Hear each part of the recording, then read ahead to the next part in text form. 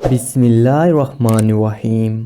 محترم ناظرین، آج آپ کی خدمت میں ایک ایسا معجزاتی وظیفہ پیش کرنے جا رہا ہوں کہ جسے آپ فجر کی نماز کے بعد کریں گے، اور یقین کریں یہ وظیفہ اتنا آسان وظیفہ ہے کہ اسے کوئی بھی شخص کر سکتا ہے، کیونکہ یہ سورہ اخلاص کا وظیفہ ہے جو کہ ہر ایک مسلمان بہن بھائی کو زبانی یاد ہوتی ہے۔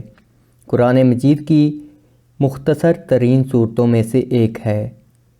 ایسی کوئی مسلمان کی زبان نہیں ہوگی جس پر سورہ اخلاص نہ آئی ہو۔ ماشاءاللہ، جس مسلمان بہن بھائی کو کوئی صورت زبانی یاد ہوتی ہے، نماز میں سورہ فاتحہ کے بعد سب سے زیادہ پڑھی جانے والی سورہ مبارکہ سورہ اخلاص ہے۔ تو دوستو، ویڈیو میں آگے بڑھنے سے پہلے ویڈیو کو لائک کر دیں، اور اگر چینل پر نئے ہیں تو چینل کو سبسکرائب کر دیں۔ ناظرین، سورہ اخلاص کو ایک بہت بڑا درجہ حاصل ہے۔ آج آپ کو ایک ایسا وظیفہ بتائیں گے کہ فجر کی نماز کے بعد اگر آپ سورہ اخلاص ہمارے بتائے گئے طریقے سے پڑھ لیتے ہیں تو یقین کریں آپ شام ہونے کا انتظار کریں، جو بھی آپ کی بڑی سے بڑی مراد ہوگی، اللہ رب العزت آپ کی اس مراد کو پورا فرما دیں گے۔ اگر پوری نہیں ہوئی تو کم از کم اس کے لیے اسباب آنا شروع ہو جائیں گے۔ یہ وظیفہ آپ لازمی کیجیے گا۔ آپ بھی کر رہے ہو، اپنے دوستوں کو اور عزیزوں کے ساتھ بھی لازمی شیئر کریں تاکہ زیادہ سے زیادہ لوگوں تک یہ وظیفہ پہنچ سکے اور زیادہ سے زیادہ لوگ اس وظیفے سے استفادہ حاصل کر سکیں۔ اس سے پہلے کہ ویڈیو کو باقاعدہ آغاز کریں اور آپ آج کے اس وظیفے کی طرف لے جائیں، سورہ اخلاص سے متعلق حدیث پاک میں آتا ہے کہ حضور کریم صلی اللہ علیہ وآلہ وسلم نے فرمایا کہ آپ میں سے کوئی اتنی طاقت رکھتا ہے کہ ایک رات میں قرآن پاک کا 1/3 حصہ پڑھے۔ صحابہ پریشان ہو گئے۔ صحابہ سوچ میں پڑ گئے کہ ایسی کس کی طاقت ہے، ایسا کون ہے جو اتنی سکت رکھتا ہے کہ ایک رات میں قرآن پاک کا 1/3 حصہ پڑھے۔ نبی کریم صلی اللہ علیہ وسلم نے فرمایا، قل هو اللہ احد اللہ الصمد لم یلد ولم یولد ولم یکن لہ کفوا احد۔ قرآن پاک کے 1/3 حصے کے برابر ہے۔ اگر کسی شخص نے ایک بار سورہ اخلاص پڑھی، گویا کہ اس نے قرآن پاک کا 1/3 حصہ پڑھا۔ اگر کسی شخص نے 3 بار سورہ اخلاص پڑھی، گویا اس نے پورا قرآن پاک مکمل پڑھنے جتنا ثواب حاصل کیا۔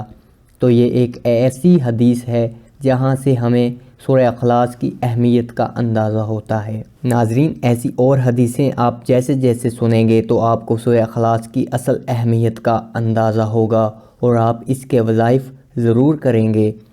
صورتحال رزق میں اضافے کے لیے بھی پڑھی جا سکتی ہے کہ ایسے لوگ جو کہ بے روزگار ہیں یا جن کے گھر میں بے برکتی ہے، وہ لوگ یہ چاہتے ہیں کہ ان کے رزق میں برکت آ جائے، یا پھر کسی کے اوپر بے حساب قرضہ ہے تو وہ روزانہ کی بنیاد پر سورہ اخلاص کو اپنی زندگی کا حصہ بنا لیں کہ ہر نماز کے بعد کچھ نہ کچھ وقت نکال کر سورہ اخلاص کو کثرت سے پڑھنا شروع کر دیں۔ آپ دیکھیں گے کہ آپ کی زندگی میں تبدیلیاں آنا شروع ہو جائیں گی اور آپ کے رزق میں برکت شروع ہو جائے گی۔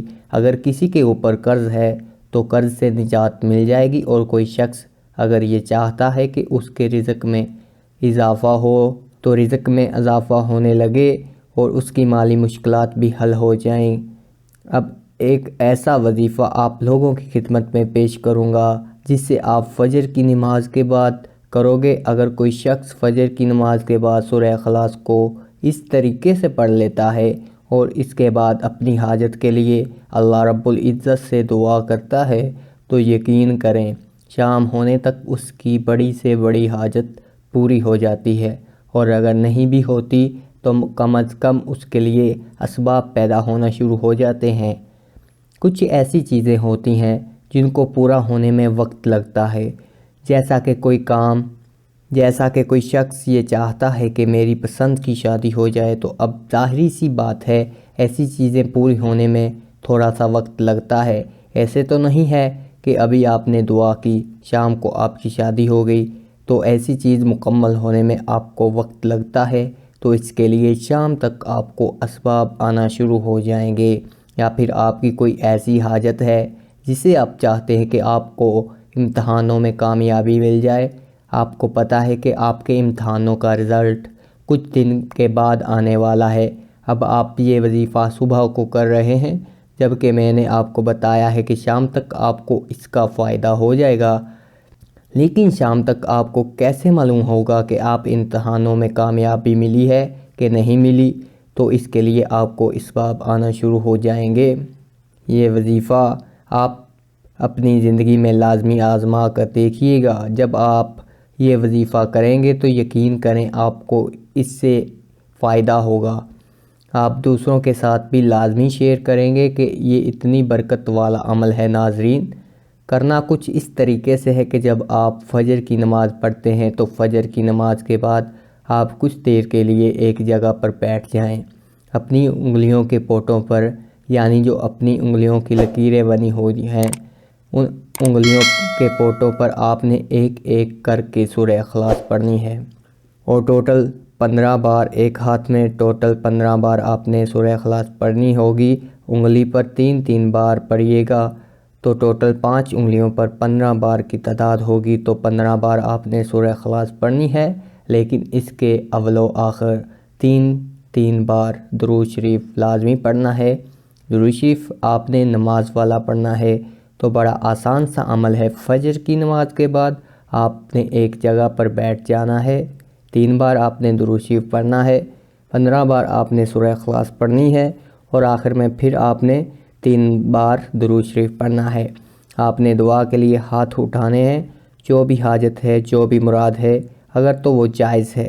جائز سے مراد بہت سے لوگ ایسی خواہش رکھتے ہیں کہ جو کہ حرام ہوتی ہے، ان کے لیے جائز نہیں ہوتی، جیسے کہ کسی کے بیچ میں نفرت پیدا کرنا، کسی میاں بیوی میں لڑائی کے لیے بہت سے وظائف کرتے ہیں، یا کسی کو نقصان پہنچانے کی نیت سے لوگ وظائف کرتے ہیں، تو یقین کریں ایسے وظائف کرنے کا کوئی فائدہ نہیں، نہ ان کو نقصان ہوگا بلکہ الٹا اس کا آپ کو ہی نقصان ہوگا، تو اس میں آپ کا وقت بھی ضائع ہوگا اور اس کا آپ کو نقصان بھی ہوتا ہے۔